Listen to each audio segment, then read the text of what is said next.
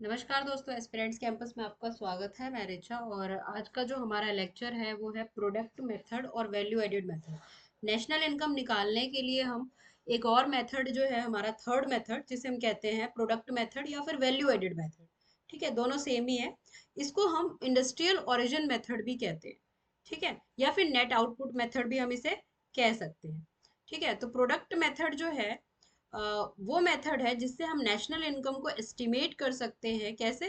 Contribution of each producing enterprises to production in domestic territory, यानी कि हमारे domestic territory में जितना भी प्रोडक्शन हुआ उनका जो भी कंट्रीब्यूशन रहा है, उनकी वैल्यू को ऐड करके एक अकाउंटिंग ईयर में उनकी वैल्यूज को ऐड करके हम नेशनल इनकम का एस्टिमेशन कर सकते हैं। ठीक है, तो इसके तीन स्टेप हैं। फर्स्ट स्टेप जो है हमारा क्या है? आइडेंटिफिकेशन करना। आइडेंटिफिकेशन और क्लासिफिकेशन ऑफ प्रोड्यूसिंग एंटरप्राइजेस, यानी कि जो प्रोडक्शन हमने किया है उसका आइडेंटिफिकेशन करना कि वो कौन से सेक्टर में आता है। हमारे पास तीन सेक्टर्स हैं: primary sector, secondary sector and tertiary sector. तो हमने क्लास 9 से ही पढ़ा है कि प्राइमरी सेक्टर को हम एग्रीकल्चर सेक्टर भी कहते हैं, है ना। प्राइमरी सेक्टर को हम एग्रीकल्चर सेक्टर कहते हैं, सेकेंडरी सेक्टर को हम इंडस्ट्रियल सेक्टर कहते हैं या मैन्युफैक्चरिंग सेक्टर भी कह सकते हैं, या मैन्युफैक्चरिंग सेक्टर।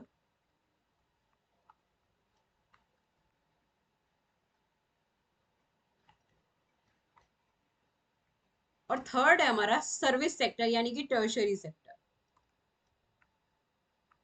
ठीक है, तो ये हमारे तीन सेक्टर्स हो गए जिनके बारे में हमें पता है।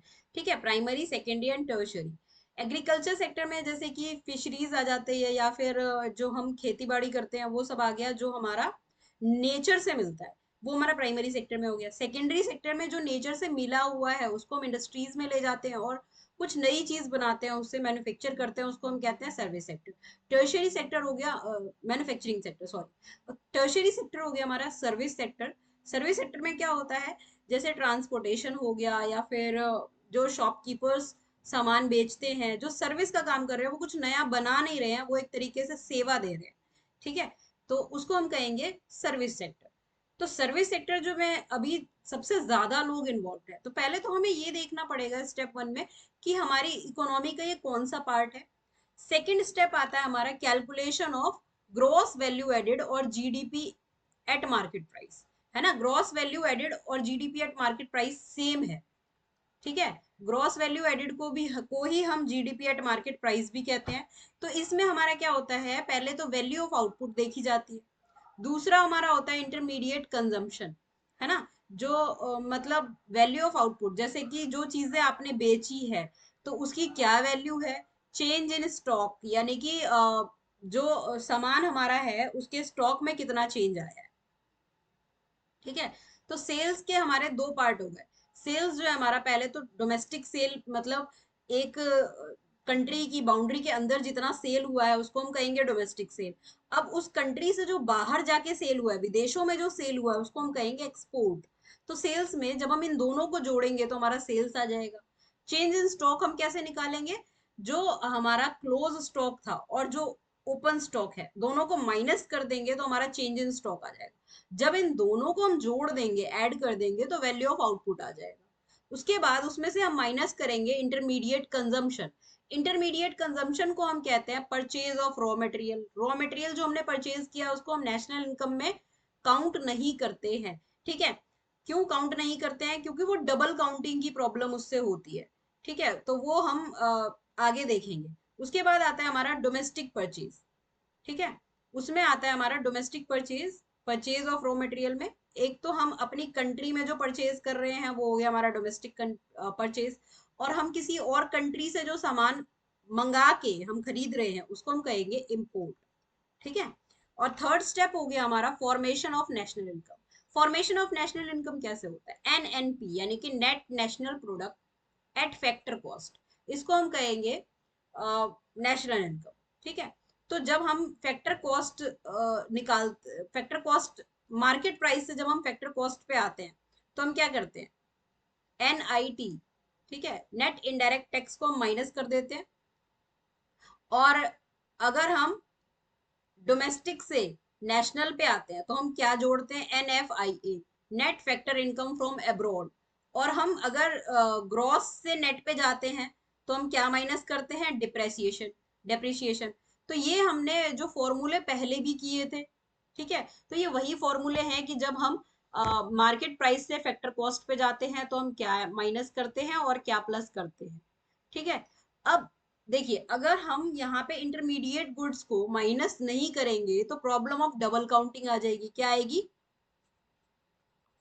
Problem of double counting. Problem of double counting कैसे आती है, देखिए। अब मान लीजिए कि एक व्यक्ति है रामू, उसने क्या किया, कॉटन सेल किया, किसको, श्यामू को। कॉटन सेल किया, कॉटन की वैल्यू कितनी थी, 500 रुपीज, ठीक है। अब श्यामू जो है उसने क्या किया, किसी और को वही क्लोथ बना के किसी और को सेल कर दिया। क्लोथ बना के मान लीजिए मोहन को सेल कर दिया। मोहन को सेल कर दिया और उसकी वैल्यू थी ₹800, ठीक है। फिर मोहन ने क्या किया, एक और कस्टमर आया और कस्टमर को, जो फाइनल कस्टमर आया उसको उस क्लोथ का शर्ट बना के सेल कर दिया और उसकी वैल्यू थी ₹1000। अब मान लीजिए अगर हम यहाँ पे जो नेशनल इनकम में काउंट होगा वो क्या होगा, नेशनल इनकम में हम यहाँ पे शर्ट की वैल्यू ₹1000 ही काउंट करेंगे, ठीक है, ठीक है। लेकिन अगर हम इंटरमीडिएट गुड्स को अगर काउंट करते हैं तो क्या हो गया, 500 प्लस 800, 1300 प्लस 1000, 2300। तो यहाँ पे जो शर्ट की वैल्यू ₹1000 है वो 2300 काउंट हो जाएगी, जो कि गलत हो जाएगा। तो इसीलिए हम यहाँ पे फाइनल गुड्स की ही वैल्यू को इंक्लूड करते हैं, इंटरमीडिएट गुड्स की वैल्यू को इंक्लूड नहीं करते हैं, ठीक है। तो 1000 ही वैल्यू काउंट होगी। अब वैल्यू एडेड मेथड में हम ये कर सकते हैं, ठीक है, कि मान लीजिए इसकी वैल्यूज हम कैसे निकाल सकते हैं। हम एक तो हमारा तरीका यही है कि हम फाइनल गुड्स की वैल्यू को इंक्लूड करें, और सेकंड मेथड हमारा है कि इनको माइनस करके हम इंक्लूड कर सकते हैं। जैसे 1000 माइनस 800 इज इक्वल टू 200, ठीक है। हमने कस्टमर की वैल्यू को इससे माइनस किया, फिर 800 माइनस 500 इज इक्वल टू 300, और 500 से पहले कोई वैल्यू नहीं है तो 500,